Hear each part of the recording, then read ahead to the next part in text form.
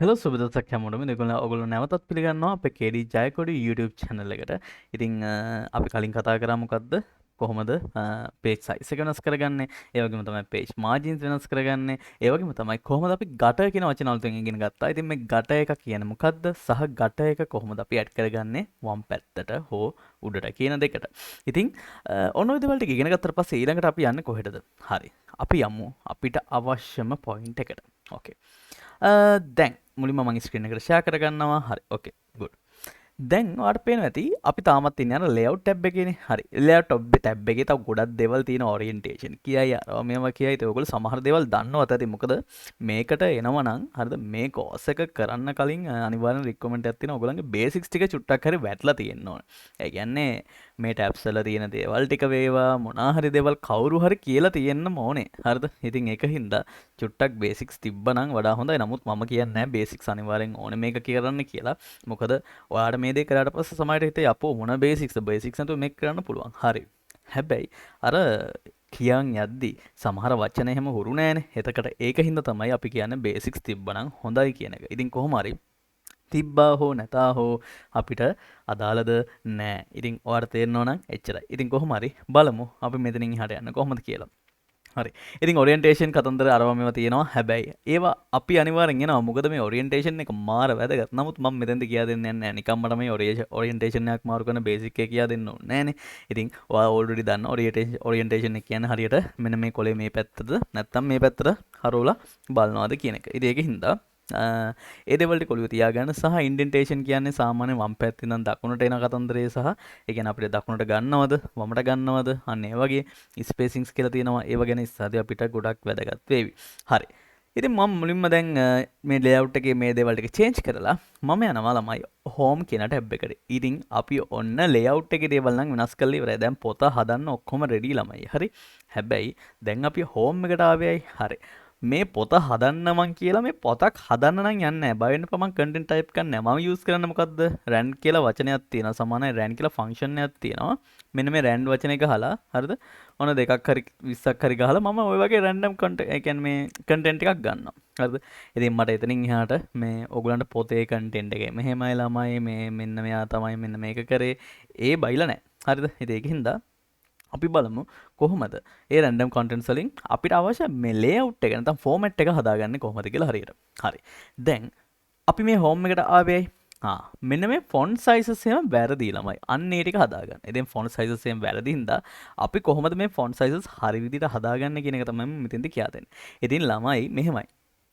දැන් මට ගිහලා වැඩක් වගේ කියලා මෙතන ෆොන්ට් සයිස් එක 12 කියලා දෙන්න පුළුවන්. සාමාන්‍ය අපි පාවිච්චි කරන ස්ටෑන්ඩඩ් ෆොන්ට් සයිස් එක 11 නෙමෙයි ළමයි. UK ස්ටෑන්ඩඩ් එකට අනුව අපි යූස් කරන්න ඕනේ 12. හරි. ඉතින් එක එක ස්ටෑන්ඩඩ්ස් තියෙනවා. ස්ටෑන්ඩඩ් එක අනුව මේවා මාරු වෙන්න පුළුවන්. හරිද? ඉතින් නැත්තම් ඔයා කියයි අපෝ නෑ අපේ කැම්පස් එකේ කිව්වේ මෙහෙමයිනේ අපේ මේ වැඩ ගන්න තැන කිව්වේ මෙහෙමයිනේ. හරි. ඉතින් මට බ්ලේම් කරන්න එපා. මම කියන්නේ මම කරපු ස්ටෑන්ඩඩ් එකක් සාමාන්‍යයෙන් මම තාමත් පාවිච්චි කරන එකක්. ඉතින් ඒකින්ද ඔයගොල්ලන්ගේ ස්ටෑන්ඩඩ්ස් වෙනස් වෙන්න පුළුවන්. හැබැයි මෙතනින් ඉගෙන ගන්න කොහොමද මේ ස්ටෑන්ඩඩ් එක පාවිච්චි කරලා අපි කොහොමද reusable template එකක් හදන්නේ. reusable that's the word. හරිද? reusable කියන්නේ නැවත නැවත use කරන්න පුළුවන් දෙයක් නේ. අන්න ඒ විදිහේ template එකක් හදන්නේ කොහොමද කියලා. හරි. ඕකේ. දැන් මෙතන මම 12 කියලා ඕනනම් දෙන්න පුළුවන්. හැබැයි දෙන්නේ නැහැ. එතන 12 දෙන්නේ නැතුව ළමයි. බලන්න මෙතන මේ ටයිප් කරද්දී ටයිප් කරා හෝ නැතා හෝ එක්කෙනෙක් සිලෙක්ට් වෙලාම තියෙනවා. කවුද මේ? මෙන්න මෙතන ස්ටයිල් සෙක්ෂන් එකේ හෝම් එකේ ස්ටයිල් සෙක්ෂන් එකේ ඉන්න මෙන්න මේ නෝමල් කියන කෙනා. එයා නෝමල් එකේමයි ඉන්නේ. අර එයාට කිසි ගාණක් නැහැ. ඉතින් මම මේ නෝමල් එක්කෙනාට තමයි මේ නෝමල් එක්කෙනාව සිලෙක්ට් කරලා නිකන් ආයෙ සිලෙක්ට් කරත් හරිද ටයිප් වෙන්න අර විදිහම තමයි 11 ෆොන්ට් සයිස් එක කැලිබ්‍රි ෆොන්ට් එක කිසි වෙනසක් නැහැ. හරි මම මොකද කරන්නේ? මෙන්න මේ 11 කියන උඩ 11 කියන උඩ නෙමෙයි normal කියන කෙනා උඩ right click කරනවා. normal කියන කෙනා උඩ right click කරනවා. then modify කියන එක click කරනවා. මොකද modify click කරලා පස්සේ බලන්න මෙන්න මේ කෙනාගේ තියෙන කීයද 11 නේද? අන්න 11 select කළා මම 12 කියලා. නැත්තම් මෙන්න මෙතනින් selection එකෙන් 12 කියලා දෙනවා. 12 කියලා දීලා ළමයි. හරිද? දැන් එතන 12නේ දුන්නේ. මම ඕකේ කරනවා. බලන්න මොකද වෙන්නේ කියලා.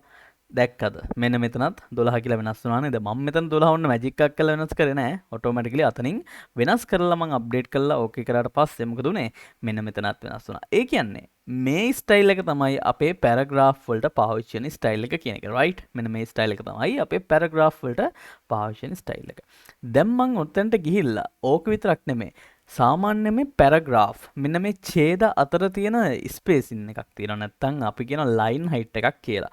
මේ ලයින් හයිට් එක ළමයි මෙන්න මෙතනින් තමයි අපි දෙන්නේ. හරිද? මේ වාක්‍ය අතර තියෙන මේ අපි කියන පරතරය කියලා. ඉතින් මේ ලයින් හයිට් එක අපිට මෙතනින් දෙන්න පුළුවන්. අපි සාමාන්‍යයෙන් දෙන්න ඕනේ 1.5. කීයද?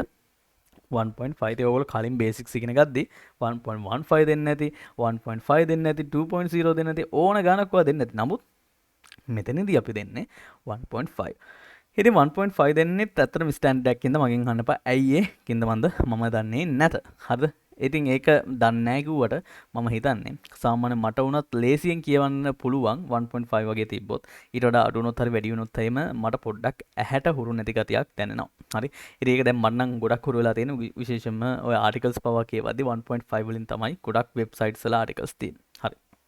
ඉතින් ඒක for the additional knowledge හරි ඉතින් කොහොම හරි මෙන්න මෙතන ආයෙ මම right click කළා ළමයි දැන් මම කරන්නේ line spacing එක හදාගන්න ආයෙ modify යනවා modify කියලා කෙලිම 1.5 select කරන් දෙන්නේ නැහැ මෙන්න මෙතන ගිහිලා මැද එක click කරන්න මැද click කරන්න මැද click කරලා පස්සේ මොකද්ද වෙන්නේ මෙන්න මෙතන text එක පොඩ්ඩක් අර මේ ඒ අතර line spacing එක පොඩ්ඩක් වැඩි වෙන්න ඇති කියලා ඔයා දකින්න ඇතිනේ හරි ඒ වගේම තමයි මෙන්න මෙතන 1.5 lines කියලා ඔයාලට පේනවත් ඇති කියලා මම හිතනවා. මේක දුන්නොත් එහෙම single space මේක දුන්නොත් එහෙම double space මේක දුන්නොත් එහෙම 1.5 මැද ඉන්න space එක. හරි. ඉතින් ඔන්න 1.5 space එක දීලා හරිද? මම දැන් වෙන කිසිම දෙයක් මොකුත් දැන්ට කරන්න නැතුව මම ආයෙ ඕකේ කරනවා. හරි. ඒත් අපිට ආයෙ modify යන්න වෙනවා බය වෙන්න එපා. හරි. ඉතින් නමුත් දැන් මට මෙන්න මෙහෙම ටයිප් කරන්න පුළුවන්. හරිද? ඔන්න මම ටයිප් කරන් යනවා. ටික ටික ටයිප් කරන් ගියා. හරි. දැක්කනේ? lines අතර ස්පේස් එකක් තියෙනවානේ. ඉතින් මම මේක චෙක් කරගන්න මම මෙන්න මෙතෙන්ට ගිහිල්ලා මේක සිලෙක්ට් කළා. දැක්කද? automatically 1.5 ඒ ටෙම්ප්ලේට් එකේ මම කිව්ව විදියට ස්ටයිල් එක ඔන්න හැමදෙස්සම ඒක ඇප්ලයි වෙනවා. දැන් ওই ටික ඔච්චරයි. හැබැයි මං සමානයි RAND කියලා ගහලා මේ මට ඕනේ පැරග්‍රාෆ් එකක් ගන්න සමානයි RAND වරහන් ඇතුලේ එක කියලා ගහලා වරහන වහලා end එක ඔබනවා. end එක ඔබට පස්සේ ඔයගලන්ට පේනවා ඇති. මම ඒකට එක නැතුව දෙකක්ම ගන්නම්කෝ. සමානයි RAND දෙක කියලා ගහලා මම ඔන්න බුවා. දැන් බලන්න ළමයි මෙතන චූටි ප්‍රශ්නයක් තියෙනවා. මේ වම් පැත්ත නම් අපිට ගාන්ට මාජින් එකට ලස්සනට ඇවිල්ලා තියෙනවා. හරිද? අපිට කිසි අවුලක් නැහැ. හැබැයි දකුණු පැත්ත මොකද වෙලා තියෙන්නේ? දකුණු පැත්ත නිකන් අර කොහෙද ගිහිල්ලා වගේනේ. හරි. ඉතින් දකුණු පැත්ත අපි කියනවා මේකට align වෙලා නැහැ කියලා. ඉතින් align කරන්න ඕනේ සාමාන්‍යයෙන් හරියට අපේ readability එක හරි විදියට තියාගන්න නම්. ඉතින් එතකොට මොකද කරන්නේ? අපි මෙතන ගිහිල්ලා මේ ටික සිලෙක්ට් කරලා කියන ඕක කරන්න පුළුවන්. හැබැයි ඉතින් ඉතින් එකකට හරි අමතකුනොත් ඔක්කොම ටික බල බල කරන්න ඕනේ. ඉතින් ඇත්තනම මොන කරුමයක්ද අම්මපා. හරිද? ඉතින් ඒකින්ද තමයි මේ අපි මේ reusable component එකක් හදාගන්නේ. හරි? reusable template එකක්. හරි. ඉතින් මේ කලින් කරා වගේම තමයි. මෙතන right click කරා. modify ගියා. හරි? මෙන්න මෙතන තියෙනවා ළමයි justify කියලා. මොකද්ද? justify. ඉතින් අතනක් තියෙනවා තමයි. හැබැයි මෙතනින් කරොත් එහෙම අපි ගහන paragraph එක නැත්තම් කලින් ගැහුව හැම paragraph එකකටම මොකද වෙන්නේ? OS setting එක apply වෙනවා. then justify this and then okay. දැක්කද? එතන එකක්ද දෙකක්ද තිබ්බ අදාළද? නැහැ. ඒ ඔක්කොම ටික හරිද? ඔය විදිහට justify කරා. nice. දැන් අපිට ඕන විදිහට paragraph වල කිසි ගැටලුවක් නැහැ. ඉතින් ඔතනින් එහාට මම වෙන standards apply කරන්න යන්නේ නැහැ. ඔයාලා ඉතින් ඒක කියව try කරලා බලන්න පුළුවන්. නමුත් මගේ කොටස, මගේ scope එක ඔච්චරයි. එතනින් එහාට මට ওই විදිහට දෙන්න. හරි. දැන් මේ ටික අයින් කරා. ඔන්න justify කරා ඔක්කොම ටික කරා. අපි මං හිතන්නේ ඊළඟ වීඩියෝ එකෙන් ඊටු දේවල් ටික කතා කරමු. එහෙනම් මේ වීඩියෝ එක නවත්තන්න. එහෙනම් හැමෝටම සුබ දවසක්.